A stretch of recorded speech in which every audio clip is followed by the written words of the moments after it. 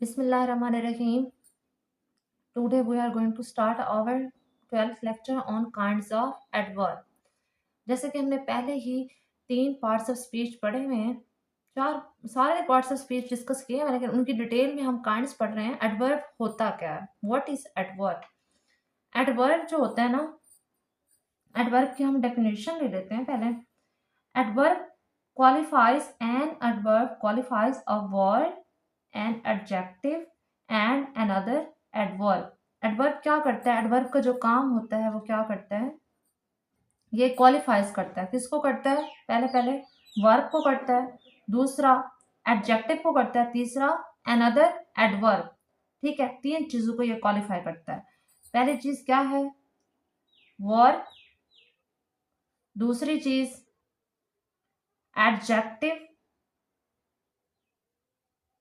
तीसरा and other adverb. अपने ही adverb को भी क्या करता है? क्वालिफाइज करता है। इसकी काइंड्स कितनी है? हम इनकी काइंड्स को डिस्कस करते हैं। उससे पहले हम काइंड्स को डिस्कस कर लेते हैं। पहले हम ये देख लेते हैं, इनके एग्जांपल्स देख लेते हैं। काइंड्स ऑफ एडवर्ब से पहले जो इसकी एग्जांपल्स है वो क्या है? एग्जांपल जो है वो इसकी है, पहले पहले जो ये वर्ब को किस तरह से क्वालिफाई करता है, तो हम ले लेते हैं पहले ये वर्ब को कैसे क्वालिफाई कर रहा है। ठीक है, वर्ब्स को इस तरह क्वालिफाई कर रहा है। हम इसके example, the man runs slowly. ठीक है, the man runs slowly.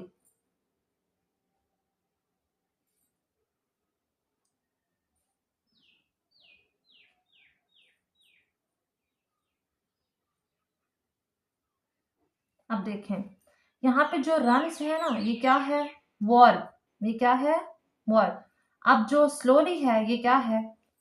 Adverb. Adverb slowly. अब स्लोली किसको क्वालिफाई कर रहा है? रन्स को कर रहा है। रन स्लोली ना। ठीक है, अब स्लोली क्या है? एडवर्ब। एडवर्ब किसको क्वालिफाई कर रहा है? रन्स को, वर्ब को कर रहा है। और दूसरी हम इसकी एग्जांपल ले लेते हैं एडजेक्टिव की। एडजेक्टिव को किस तरह क्वालिफाई करता है ये? ठीक है, एडजेक्टिव को इस तरह करता है, Ali did a very difficult sum. हम ये ले लेते हैं एग्जांपल, अली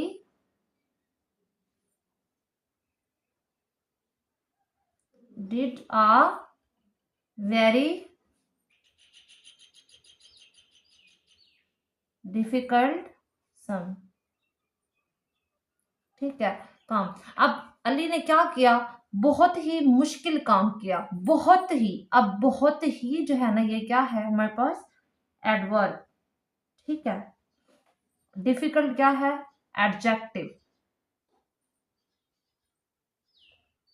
ठीक है, अब देखें, पहले क्या है? एडवर्ब, और यहाँ पे क्या है? एडजेक्टिव। यहाँ पे क्या है? नाउन। अब very difficult sum, Ali did a very difficult sum. अब यहाँ पे जो एडवर्ब है वेरी, ये किसके मीनिंग में इजाफा कर रहा है? डिफिकल्ट के। बहुत ही मुश्किल, डिफिकल्ट के मीनिंग को ही ज्यादा बढ़ा चढ़ा के बता रहा है। ठीक है, तो इस तरह से। अब नेक्स्ट एग्जांपल हम इसकी ले लेते हैं, ये अपने ही एडवर्ब को कैसे करता है। ठीक है, another adverb, use of adverb with another adverb। ठीक है, ये किस तरह से यूज होता है? he runs, adverb. एडवर्ब के साथ ये किस तरह यूज होता है? he runs very quickly। he runs very quickly। अब देखें, he runs very quickly। अब वेरी जो है ना, वो किसके मीनिंग में इजाफा कर रहा है? यहाँ पे जो वेरी है ये भी क्या है? एडवर्ब। अब ये किसके मीनिंग में इजाफा कर रहा है? क्विकली। ये भी क्या है? एडवर्ब। ठीक है, ये दोनों जो है ना, यहाँ पे एडवर्ब, एडवर्ब के ही मीनिंग में इजाफा कर रहा है। हम इसकी काइंड्स देख लेते हैं। अब इसकी कितनी काइंड्स हैं और कौन कौन सी हैं? एडवर्ब। इसकी जो फर्स्ट काइंड है वो क्या है? Adverb of manner. पहली काइंड क्या है इसकी? Adverb of manners. ठीक है, एडवर्ब ऑफ मैनर जो है ना, हम इसकी मैं आपको थोड़ा सा इंट्रोडक्शन दे देती हूँ। इसकी जो है ना वो 7 काइंड्स है। कितनी है? 7। और कौन कौन सी हैं? पहली है एडवर्ब ऑफ मैनर, दूसरी है एडवर्ब ऑफ प्लेस, तीसरी क्या है हमारे पास? एडवर्ब ऑफ टाइम, चौथी है हमारे पास एडवर्ब ऑफ फ्रीक्वेंसी, पांचवी है एडवर्ब ऑफ सर्टेनिटी, छठी है हमारे पास adverb of degree, seventh kind हमारे पास है वो क्या है? Adverb of interrogative. ठीक है। अब सबसे पहले जो हमारे पास है वो क्या है? Adverb of manner. What is adverb of manner? Adverb of manner जो होता है ना वो कैसे यूज होता है? Which is use for describing the manners of doing a work. किसी भी काम को करने का तरीका, चलने का तरीका, बैठने का तरीका, उठने का तरीका, बोलने का तरीका, जो भी आपको, जैसे हम कहते हैं मैनर्स, ये मैनर्स के बारे में बताती है। बेसिकली हमें किस चीज के बारे में बताती है? मैनर्स के बारे में। ठीक है। मैनर्स मतलब ये किस चीज का हमें जवाब देती है? हमने किस तरह बात करनी है। ठीक है। How to talk. ठीक है। How to sit, how to walk, how to write, how to speak. ठीक है। ये हमें इस सब चीजों के बारे में बताती है। एडवर्ब की हम डेफिनेशन राइट कर लेते हैं ताकि आप उसको देख के आराम से लिख भी सकें और याद भी कर सकें। The adverb which is used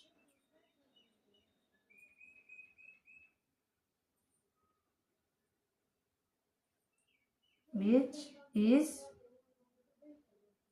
used for describing। मैं आपको बताती भी इसलिए हूँ, साथ साथ राइट भी करती हूँ, साथ साथ बोलते भी जाती हूँ ताकि आपको इसकी प्रोनाउंसिएशन समझने में आसानी हो, आप सुनकर भी लिख सकें और देखकर भी राइट कर सकें। Manner of doing a work is called. ठीक है। ये क्या है? Adverb of manner. It answer the question how. ठीक है ना। हमें किस चीज का आंसर दे रही है ये? हाउ का। How to speak, how to sit, how to walk. ठीक है। मैंने आपको पहले इसके बारे में बता दिया है। ठीक है। हमें हाउ का बताती है, जैसे बैडली, राइटली, क्विकली। ठीक है। Well, for example, well, quickly, जैसे हम कहते हैं रन्स क्विकली। ठीक है। Move fast. ठीक है। हम कह सकते हैं, अच्छा, क्विकली, राइटली, पेनफुली।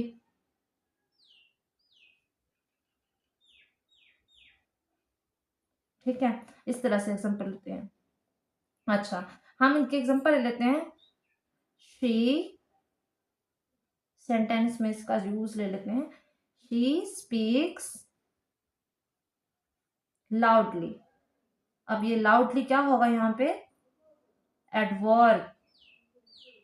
और ये किस चीज को क्वालिफाई कर रहा है? वर्ब को कर रहा है। ठीक है। अच्छा, अब नेक्स्ट इसके एग्जांपल ले लेते हैं हम। He was running, he was running fastly, he was running fastly. ठीक है। अब रनिंग, अब वो दौड़ रहा था, ये क्या है? वर्ब। फर्स्टली, अब ये क्या होगा? एडवर्ब। ठीक है। अब नेक्स्ट हमारे पास एग्जांपल है। He climbed the, he climbed the ladder carefully, children were doing their work quietly, children were sitting in the class, their children were sitting quietly, children were sitting in the class quietly। ठीक है। हम इस तरह के भी example ले सकते हैं। हम बहुत सारे एडवर्ब की एग्जाम्पल्स खुद भी बना सकते हैं जब हम इनमें डिफ्रेंशिएट कर सकते हैं।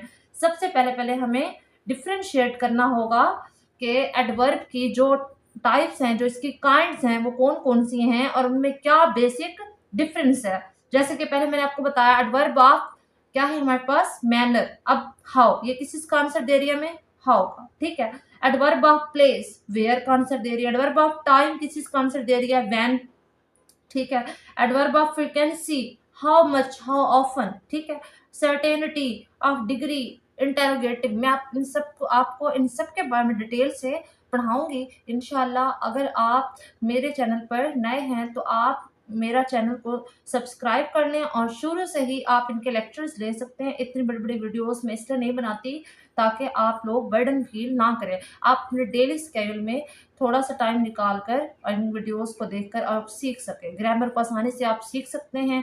लेकिन आप कहते हैं कि स्पोकन क्लासेस के बारे में, स्पोकन क्लासेस जो होती है ना, वो उनसे पहले आपको ग्रामर आना ज़रूरी है, आपको सेंटेंस का स्ट्रक्चर आना ज़रूरी है, आपकी जो मिस्टेक्स हैं उनको ठीक करना ज़रूरी है। अगर आपको ग्रामर ही नहीं आती, आपको सेंटेंस स्ट्रक्चर नहीं आता, तो आप कैसे स्पीक कर सकते हैं? आप बोल ही नहीं सकते, ठीक है। स्पोकन लैंग्वेज के लिए सबसे पहले आपको ग्रामर का आना, सही स्ट्रक्चर का आना, इन सब में डिफरेंस करना ज़रूरी है। आप पहले ग्रामर सीख लें। ये बहुत ही आसान वर्डिंग में मैंने बहुत ही आसान तरीन बेसिक से स्टार्ट किया ताकि आप इनसे आसानी से सीख सकें। Thank you. अल्लाह हाफिज़।